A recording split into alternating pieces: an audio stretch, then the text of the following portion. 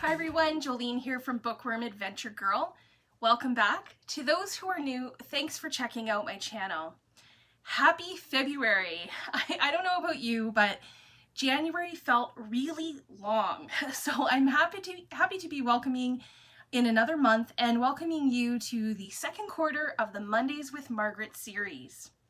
Today we will be talking about a really unique book by Margaret Atwood called Days of the Rebels, 1815 to 1840.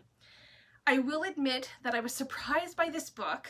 When I received it from a secondhand bookstore, I thought they must have sent me the wrong book. But when I opened it up, there was Margaret Atwood's name, and I thought, I guess I will be learning a lot from this one. Days of the Rebels was published in 1977 as part of a series called Canada's Illustrated Heritage. This is one of the things that I love about Margaret Atwood, is that we've seen poetry, handmade books, nonfiction, short stories, and now we are going to veer off the path, or so it seems, to take a look at this book. And this is probably one of the most unique books on our reading list. And since it's the beginning of the month, I will also be sharing at the end of the video the books we will be reading in May, and I will update the schedule. There are 5 Mondays in May, and true to Atwood fashion, we will be reading short fiction, a novel, poetry, and nonfiction. So let's get started with Days of the Rebels, 1815 to 1840. The end pages are a timeline from 1815 to 1840, highlighting some key figures and events. But what I found really interesting was this sketch called Cholera Preventive Costume, which shows the protective measures advised for doctors during the 1832 epidemic in the Canadas. Among other precautions, they were told to use nose covers, wear extra covering over all clothing, walk on tobacco leaves, and carry camphor and other herbs. It's quite an interesting illustration, especially during this time of the COVID pandemic, when some people are struggling just to wear a mask. The prologue begins in Halifax, Nova Scotia. On page 7 it reads, "There were no ordinary people in the Halifax of 1815. There were only typical members of social classes. More than in any of the other British colonies, what you wore, what and when and how often you ate, where you lived, what you read, and what you thought about what you read were all directly related to your social status.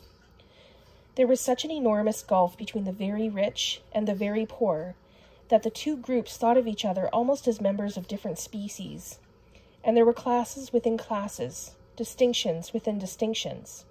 Even the smallest daily activities revolved around rank and precedent." The first character Atwood introduces us to is Joseph Howe, who, among many other things, was a publisher. Next, we move to Montreal in Quebec. In 1815, Montreal was the largest, richest, most cosmopolitan city in the colonies. It was the center of the fur trade. It also had picturesque charm. This was also a place where people could get rich if they went about it the right way. As an example, Atwood introduces us to John Molson, which is a name that is probably very familiar to most people, if not all of you.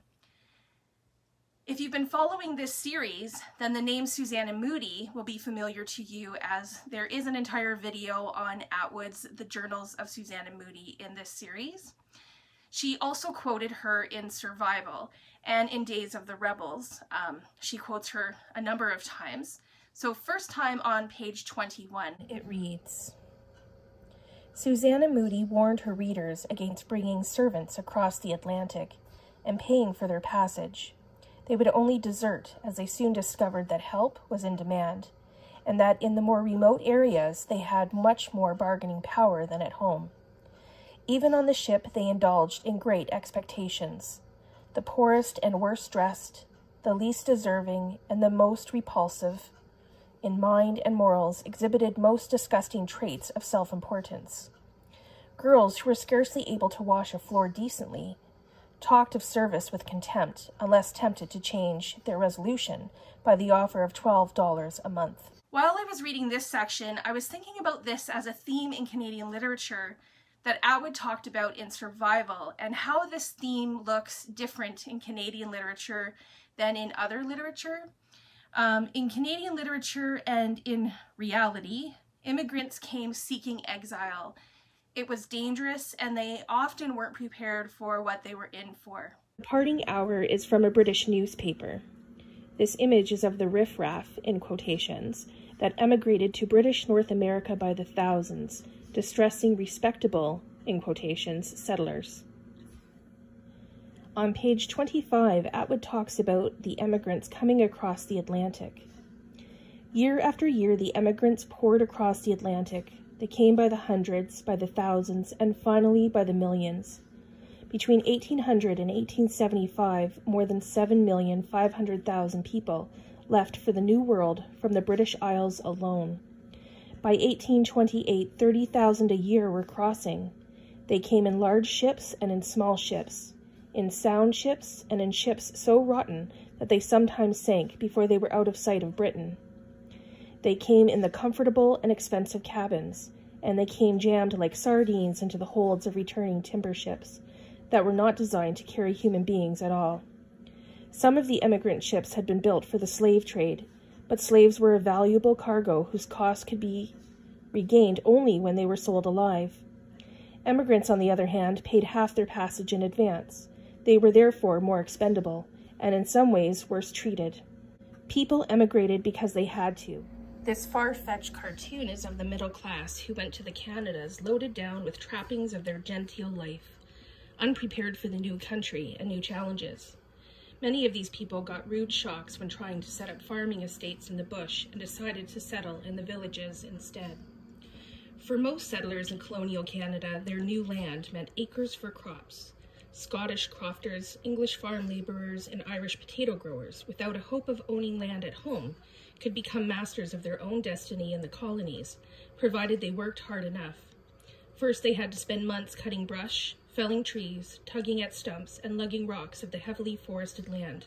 Only then could they plant. The only requirements for a log cabin were a trusty axe, a nearby forest to swing it at, a knowledge of notching, and a crew of robust neighbors to help fit the pieces together. Log cabin cooking was done over an open hearth, with a limited number of iron and copper utensils. A kitchen might have only a spit, a boiler, long and short-handled frying pans, ladles, skimmers, a tea kettle, and a bake kettle, but these were enough in good hands. With bread dough in the bake kettle covered with hot coals, meat on the spit, corn on the cob in the boiler, and a tea kettle steaming, dinner need not have disappointed anybody. The importance of knowing how to use these tools was detailed in the dozens of guides to emigrants that were printed. Atwood highlights a few of the women of the time. We already know about Susanna Moodie, but I thought I would share about a couple of the other women as well. Anne Langton was educated in Rome and Switzerland, yet this gentle woman spent her days as a spinster on her brother's farm near Sturgeon Lake, Upper Canada.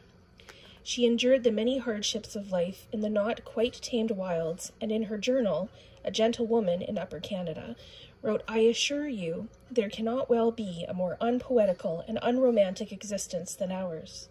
For all her schooling, she could not have been prepared for the toils and trials of butchering cattle, making candles and soap, baking and withstanding the unrelenting cold of winter. As was the pattern in the early homesteads, once the farm was running smoothly, there was time for other interests. Anne taught children in the district, wrote journals, and painted sketches of rural life. There was a cholera epidemic raging when Catherine Parr Trail landed at Grouse Isle in 1832. Unlike the hundreds of steerage passengers who had contracted the disease and were left to die at the quarantine station, her husband removed her immediately to Montreal and proper medical care. Their destination was her brother's farm in Upper Canada, and in September the Trails joined the Stricklands. Unlike her hard-luck sister Susanna, Catherine approached the hardships of pioneer life with practical sense, strength, and optimism. She accepted the backwoods isolation and hardships far better than any of the other women whose writings have survived, and her Female Emigrant's Guide, 1852, quickly became an indispensable and best-selling handbook. Despite debt and disasters, she wrote a dozen more books and died at the age of 97. She talks about the fur trade and the rivalry between the Northwest Company and the Hudson's Bay Company with the fur trade. She also talks about the difference in women's work and men's work. One of the chapters is dedicated to talking about crime. There were two mentalities about what was happening in Upper Canada.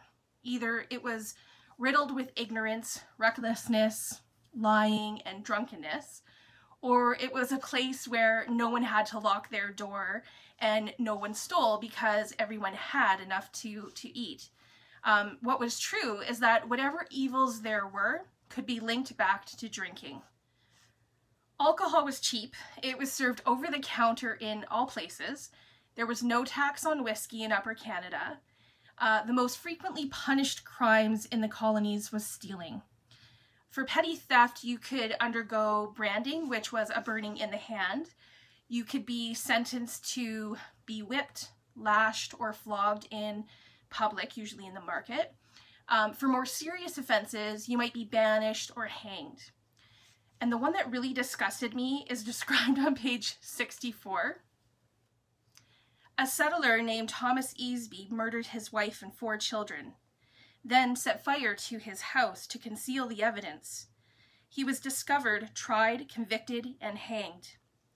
Before the customary dissection, the body, for some reason which history does not record, was skinned.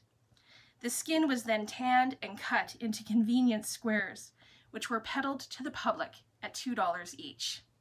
The next chapter is about Niagara Falls, and I work in Niagara Falls and live in the Niagara region, so I was very interested in this part. On page 69, she describes Niagara Falls this way. Niagara Falls was the #1 bosom firer of the early 19th century. No pleasure trip in eastern North America was complete without a visit to the falls, and by the 20s, a tourist industry was already established. The only white men to set eyes on the Eskimo in this period were Arctic explorers like John Franklin, Edward Perry, and James Clark Ross. Europeans knew only one kind of Eskimo, the traveler writer's kind that lived in igloos, paddled in kayaks, and hunted strange creatures of the sea. It was a world of ice with very little culture, a solid wall that stood in the way of a direct passage to the Orient. The few travelers who visited the Arctic printed these people. Princess Alexandria Victoria became queen at age 18 in 1837, but it was a long time before her colonists discovered that they had become Victorians. News sometimes took 2 months to cross the Atlantic, but in good time the English settlers got around to celebrating. When it came to fashion, chaste and elegant dresses were worn to balls according to the papers. In garrison towns, the big social celebrations brought out all of the military regalia, colorful outfits compared with the blue and black civvies in vogue for men. Money was a scarce commodity in Britain's North American colonies. Barter and long-term credit were the common basis of trade. Coins in circulation came from all over the world and were given different values from Halifax to York, which caused endless confusion. Barter was probably the only way out of the money jungle. Atwood talks about honorable men during this time period.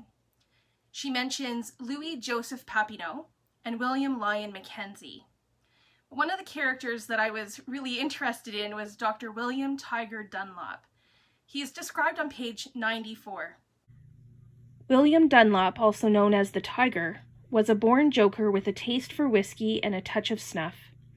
After serving as a surgeon in Canada in the War of 1812, he went with his regiment to India, where he earned his nickname in a mad scheme to rid the island of Saugur of tigers by subduing the beasts with snuff. He returned to his native Scotland in 1820 and spent the next 5 years living a bohemian life in London and Edinburgh, teaching medicine and writing.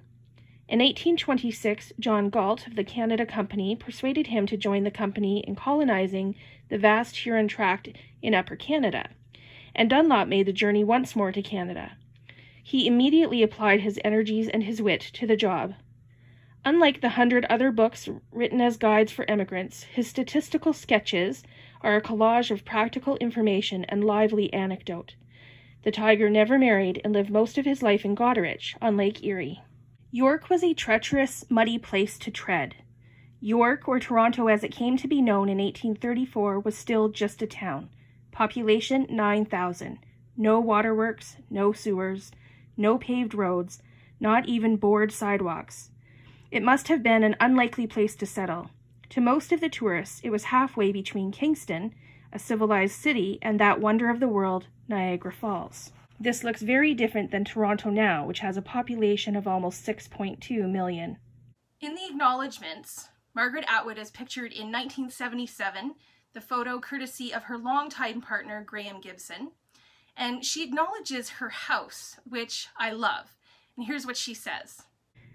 I should also acknowledge my house, which was built in the 1840s and was probably a second house, the dream home that succeeded the log shanty of the first settlement period. It has a front parlor with window moldings noticeably thicker than those of the inferior back parlor. And now that I know more about its probable inhabitants, I view the impressiveness, the luxury even, of those window moldings with new respect. The piles of rocks in the fields behind the house have taken on fresh significance as well. I now know how many hours of back-breaking, if not heart-breaking labor must have gone into hauling those rocks. My house is still known by the name of the family who originally settled the land, though no one of that name has lived in it for decades, but that seems only fitting. As I said, this was a very different book than all of the others on the list, but I definitely did learn a lot, and I also said that it seems to veer off the path, but I actually think that it only shows us how diverse Atwood is and how dedicated she is to Canada as well. And I think I learned more about Canada's history in this time period by reading this than I ever did in school. So now I will go through the books we will be reading in May, and I will add them to our reading schedule in the description box below. On May 3rd, we will be talking about the collection of short stories called Wilderness Tips. This was originally published in 1991. Next is another short story collection called Good Bones, originally published in 1992. On May 17th is the novel The Robber Bride, originally published in 1933. And my apologies because I didn't grab this poetry collection, but on May 24th, the poetry collection Morning in the Burned House, originally published in 1995. And finally, on May 31st is a nonfiction book called Strange Things, The Malevolent North in Canadian Literature, also published in 1995. As I said, I will update our reading schedule up until the end of May. Please let me know what you thought of Days of the Rebels. Did you know that Atwood had been part of this series? I look forward to chatting with you in the comments below. Thanks again for watching. I hope you have a fantastic day, and don't forget to make every day an adventure.